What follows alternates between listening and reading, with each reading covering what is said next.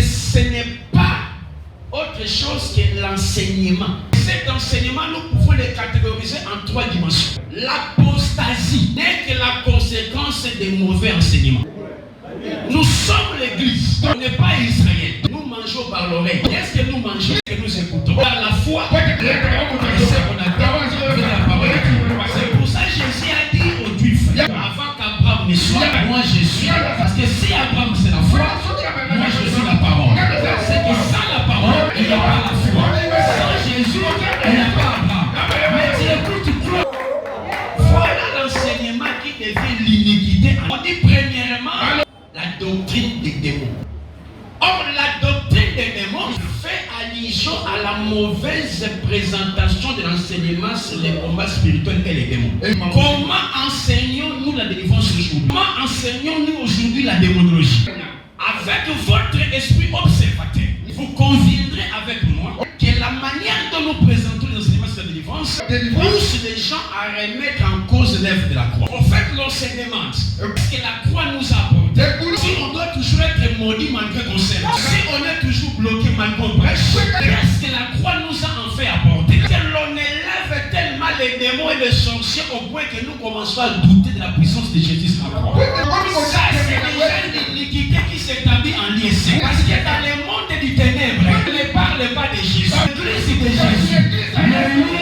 Les démons sont prêchés du matin au soir, lundi à dimanche, du 1er au 31. Les gens viennent à l'église, ils entendent qu'ils sont toujours maudits. Pour sa délivrance, qu'ils fassent 3 jours à 7. Je ne suis pas contre les prières. Connaissez-vous ce que la croix nous a apporté? La croix a amené la substitution, l'adoption, la régénération, la justification, la rémunération et la liberté.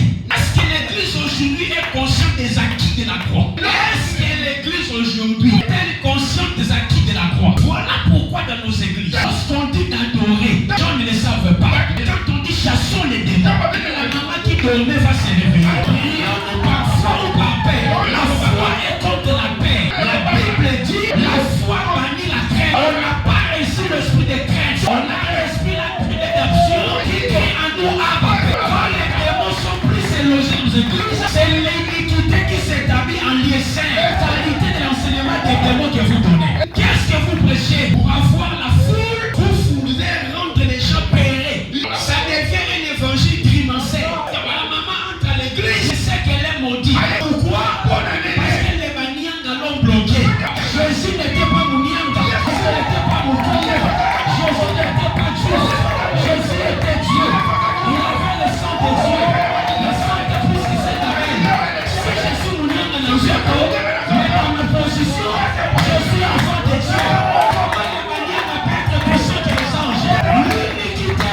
Alléluia Saint. Tu prêches quoi? Parce que la délivrance, ce n'est pas un évangile de criminaliser les gens. Même les petits serpents on cite le nom de Jésus. Même la petite souris au nom de Jésus. La Bible dit Christ à moi, l'espérance et la gloire.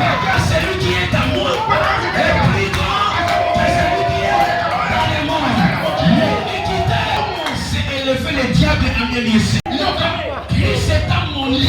Il a monté avec nous. Le diable a été précipité par terre.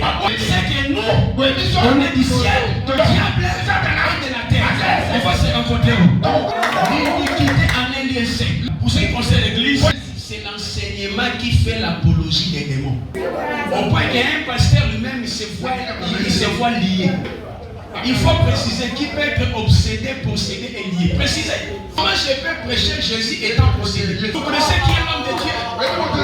L'homme de Dieu n'est pas con. C'est l'esprit. On ne devient pas pasteur. On a été pasteur